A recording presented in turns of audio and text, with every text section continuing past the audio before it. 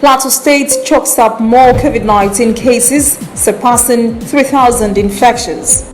UK court orders process and industrial development to pay £1.5 million legal costs to Nigeria. In international news, new fires flare at Greece's largest migrant camp, leaving thousands without cover. And in sport, CAF postpones club competitions because of COVID-19.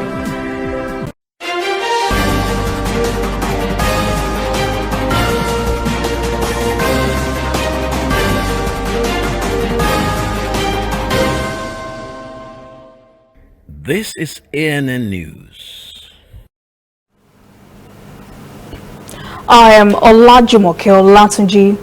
Plateau State has been featuring close to or at the top of the COVID-19 charts lately. It topped Lagos State in Thursday's COVID-19 recorded cases as the Nigeria Center for Disease Control confirmed 197 fresh infections.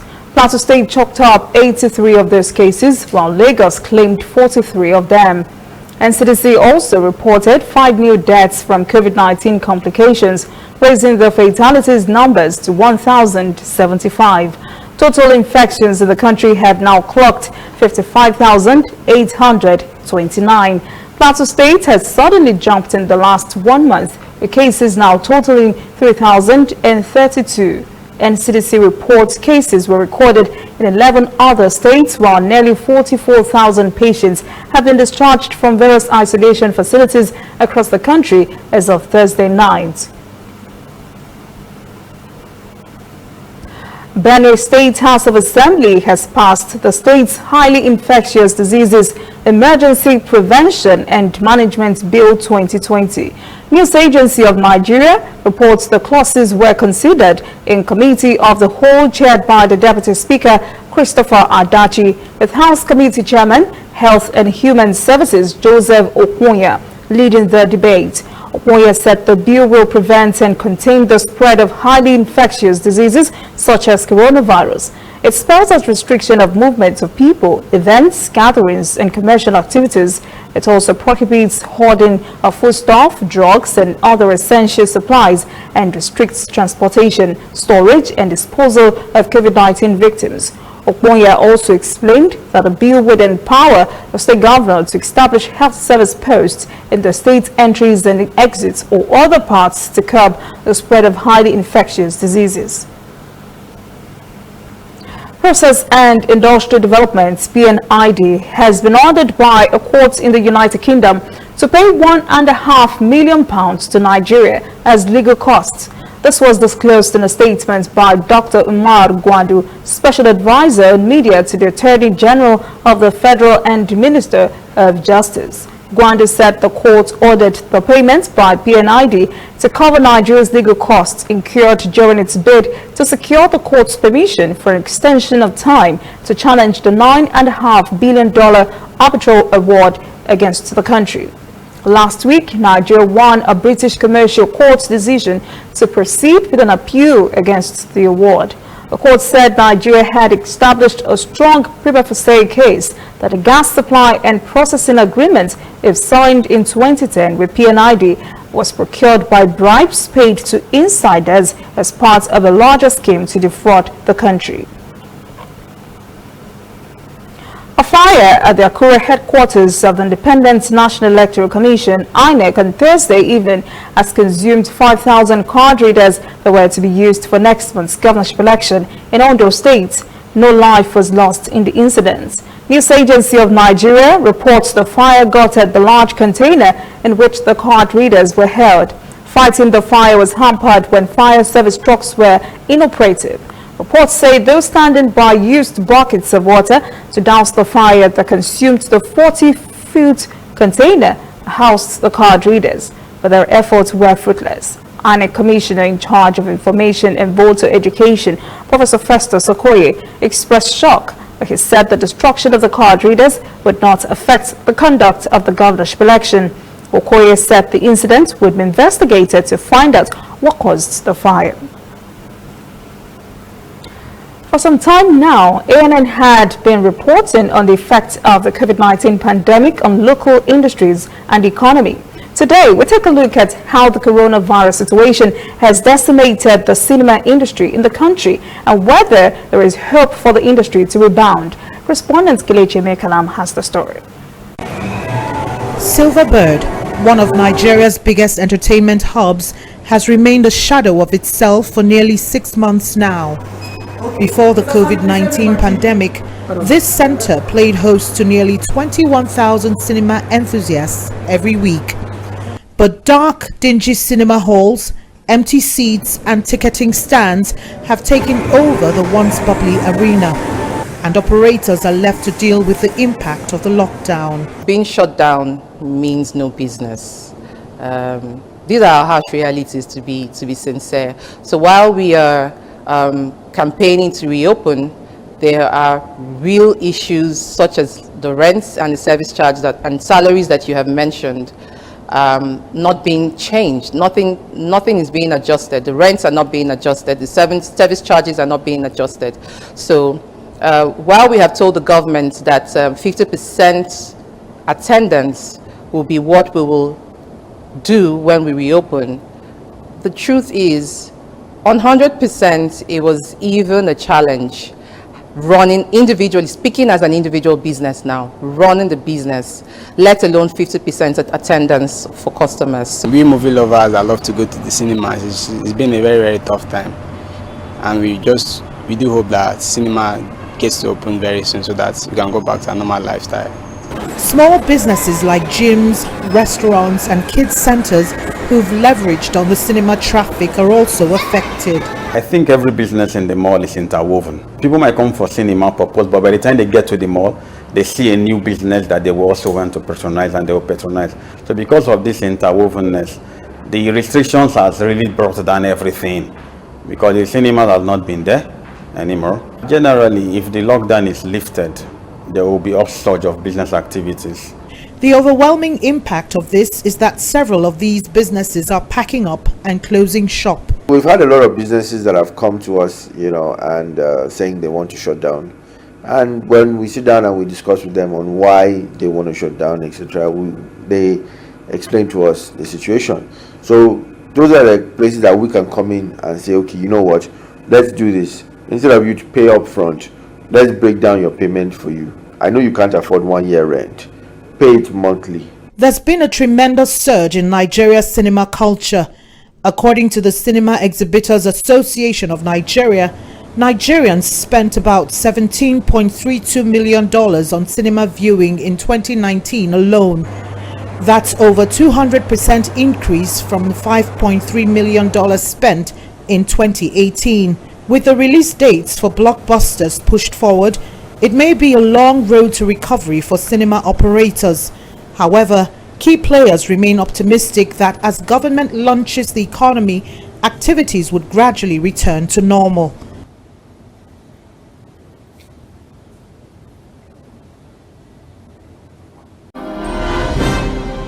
Coming up, African stories. South Africa sees drop in its COVID-19 cases. And later, international news. New fires flare at Greece's largest migrants camp, leaving thousands without cover.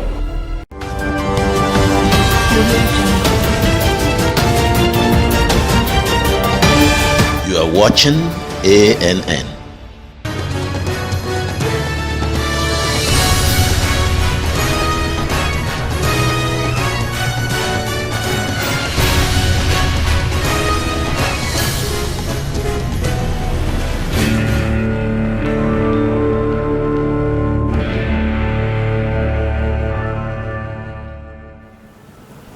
Welcome back. This is ANN News. South Africa has held the unenviable record of the worst hit African nation by coronavirus for some time now. It has pulled out all the stops to fight the spread of the deadly disease. Now it has reported a dip in the number of COVID-19 cases. Correspondent Travis Andrews has the details. With more than 640,000 confirmed COVID-19 cases, South Africa is the 8th worst affected country globally. So far, the virus has taken more than 15,000 lives. However, health officials believe the tide is turning with daily new infections. which peaked at 14,000, coming down to around 1,000 cases. You can confidently from the data say and make the conclusion that the initial surge or peak in South Africa has been mitigated, and it is, if not significantly reduced, it's completely dealt with.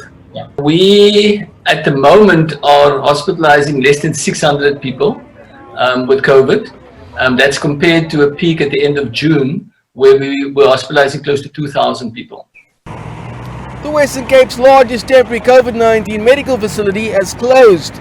The facility was part of the region's health department plan for a far worse COVID-19 scenario.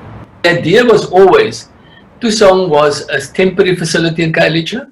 The CTICC was always going to be a temporary facility until September, and that was really just to help us in the short term, because it was the quickest possible capacity to bring online. Antibody testing has also been approved for use in South Africa and will be used for surveillance to mitigate against the resurgence of the virus.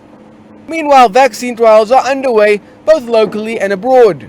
It's very exciting that 3 viable candidates, clinically and biologically speaking, are in the field and underway. And that's, aside from other platforms and other investigations that are happening both in China and in Russia. For now, mask wearing, good hand hygiene and social distancing will continue to remain the weapons of choice when it comes to fighting COVID-19 and its long-term effects on society and the economy.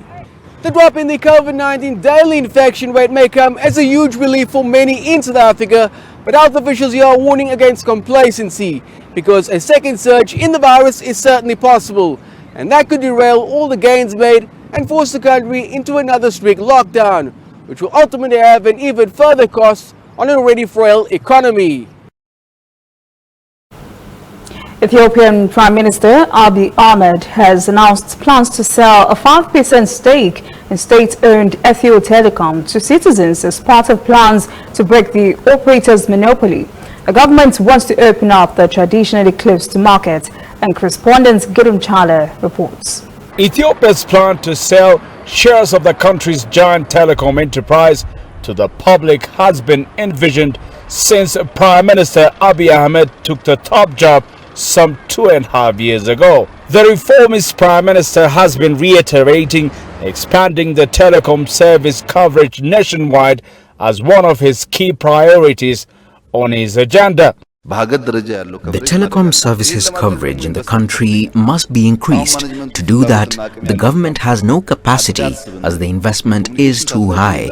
This is a country with no communication satellite under its possession. The fiber line is also too expensive. To cover all these expenses, it's critically important that we invite giant investors. According to the plan, the government will retain a 55% stake in the state-run Ethio Telecom, 40% going to international companies, and the remaining 5% will be sold to the Ethiopian public. Also, 2 more operators who will provide telecom service alongside Ethio Telecom will start work soon. At the highest level. As a government, we have agreed on what is the minimum we should expect out of this sale. With this in mind, we are completing the documents and making the necessary preparations. Once fully decided, we will announce the bid by mid-September. Some sections of the public have, however, criticized Ethiopia's government for failing for foreign and lobbyist pressure while making decisions to sell shares of the country's telecom monopoly. Prime Minister Abiy Ahmed, however, disagrees. This is a government that will work on its own decisions, not because it's told what to do. This is not a government that executes a certain duty just because we are ordered. For evidence, there is the Grand Ethiopian Renaissance Dam. At the dam project, the government said no to foreign pressure. We have prioritized our national interest, so we won't do anything different for the telecom sector. Already, the Ethiopian public is eager to take part in the shares purchase process, which will lead to the ownership of Ethio Telecom. The government too has promised to keep the process as smooth and transparent as possible.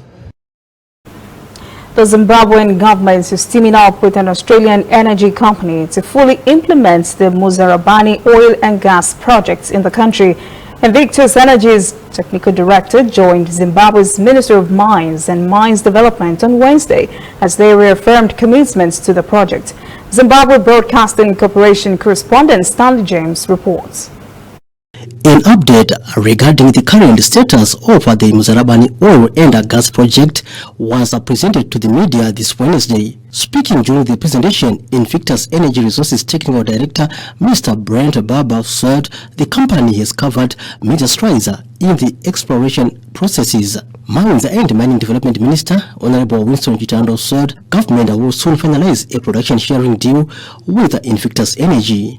When you have an investor going out to raise $20 million US in a test well, much as they may not want to say it, it means that they are confident of the results. You will see from the presentation, you get a flare of the extent of the potential which we have, which potential we are targeting to exploit.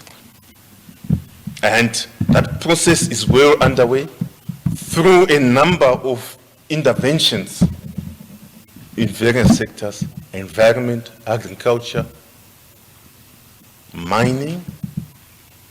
And at the end of the day, by 2030, the target and the objective is that Zimbabwe will be self-sufficient in its energy requirements. The Muzarabani oil project has been classified as one of the key projects that can provide economic benefits to the nation in line with the vision of attaining a middle-income economy by 2030. Stanley James, ZBC News, Harare. When we return, international news. New fires flare at Greece's largest migrants camp, leaving thousands without cover. And later, sport. CAF postpones club competitions because of COVID-19.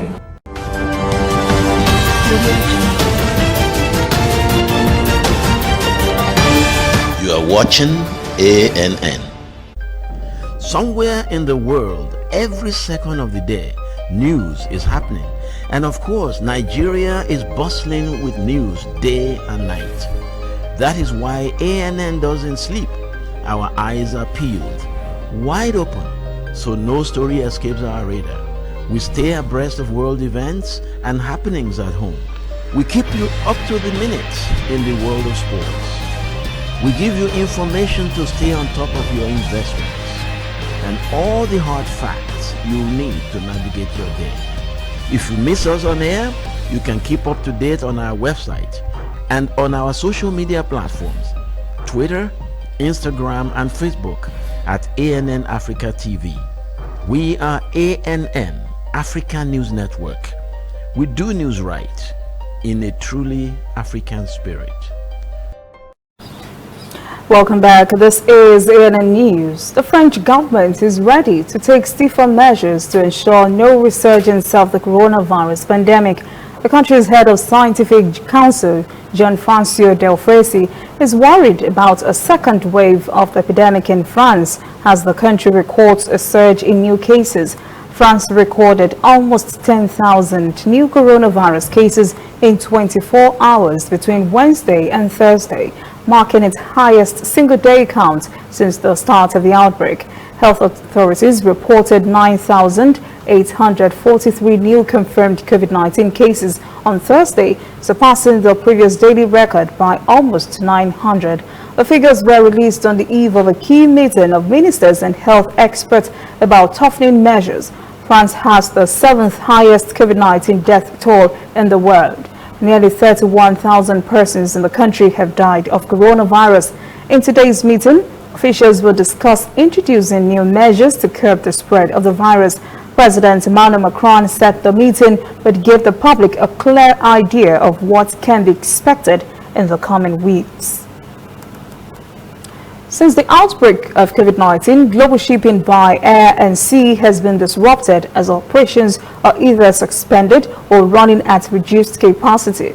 This weakened logistics has led to contraction of trade, but freight trains between China and the EU have played an important role amid the COVID-19 pandemic, helping to maintain smooth goods. Data from the China Railway Corporation shows that China-Europe freight trains made more than 3,600 trips from January till May. Stephen Defy reports. After a journey of 11,000 kilometers all the way through China, Kazakhstan, Russia, Poland and Germany, this train arrived here in Tilburg in the Netherlands. It took the 600-meter-long train about 2 weeks to get from Chengdu to Tilburg, just like 5 other ones arriving here every week.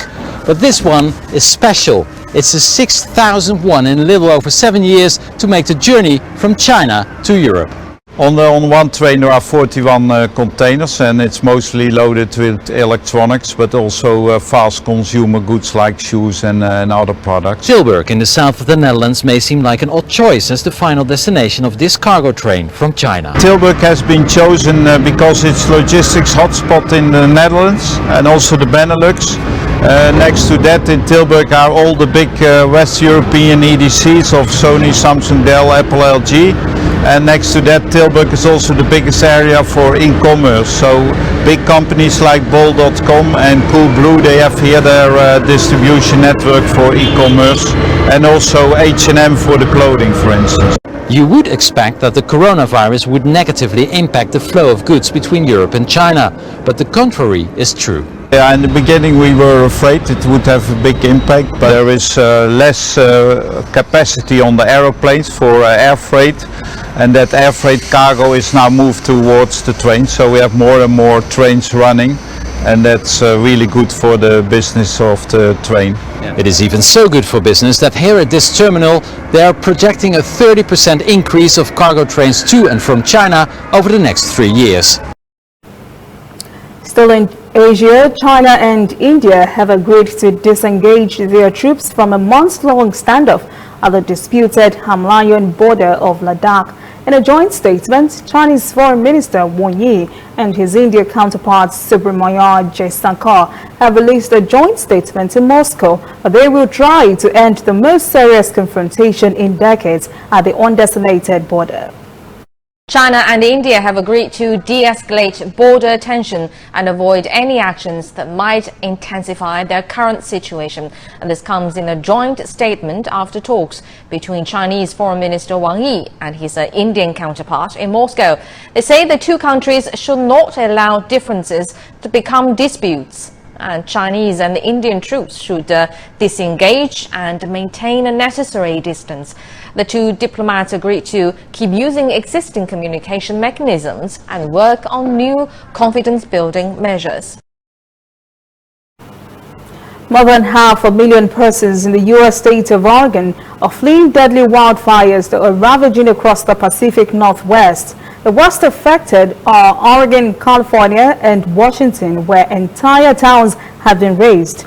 Oregon Governor Kate Brown says the exact number of fatalities was not yet known, though at least 4 were confirmed. More than 100 wildfires are currently scorching 12 U.S. western states.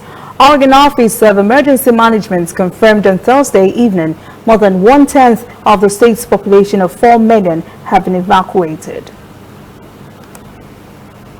Germany says 10 European countries have agreed to take in 400 unaccompanied minors who fled Greece's largest migrant camp after it was gutted by fire.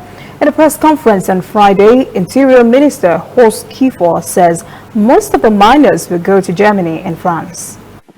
A second night of fires raged across what was left of Moria camp late on Wednesday. It is not clear who started these ones. The assumption is it was again intentional.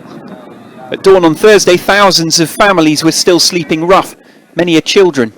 The first night's blazes devastated most of Europe's largest refugee camp. Once the flames died down, some of the camp's 13,000-odd residents at first returned to the ruins and waited. Others tried to move towards nearby towns to look for help.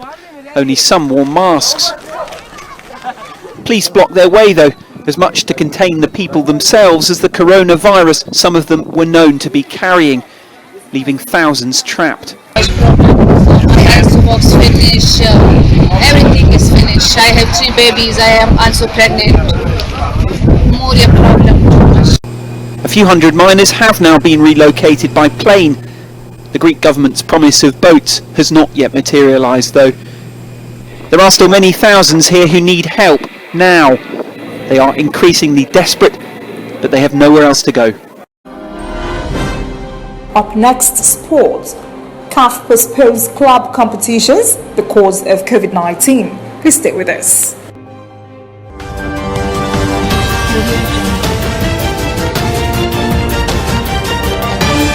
You are watching ANN. We are on the road every day, canvassing throughout Africa for news you really need. We follow this story everywhere, from every corner of Nigeria to the wide African expanse. We bring you what's making headlines. We connect you with news you can use. ANN, African News Network, in a truly African spirit. Welcome back. This is ANN News. In sports, Confederation of African Football has announced the postponement of all remaining matches in the Continental Club competitions. Confederation of African Football officials were concerned after a spike in COVID-19 cases in Morocco. CAF chairman Ahmad says the decision was taken after due consultations. On the new schedule, Raja Casablanca will face Zamalek and Wydad Casablanca will play at Hilli in Morocco on October the 17th, with the return matches a week later in Egypt. The final, scheduled for early November, will take place at a venue that will be announced after the finalists are known. Lionel Messi can now play in Argentina's opening 2022 FIFA World Cup qualifier next month. Argentine Football Association President Claudio Tapia confirms that the statute of limitation that barred him from playing has run out. Messi was banned for 1 game after being sent off in the Copa America third-place playoff against Chile and for 11 accusations of corruption as South American football chiefs. That is ANN News this evening. Thank you for joining us. For details on these and other breaking stories, visit our website, annafrica.news. Conversation continues on our social media platforms, Twitter, Instagram, and Facebook at ANN Africa TV. I am Olajumoke Olatuji. Have a great weekend.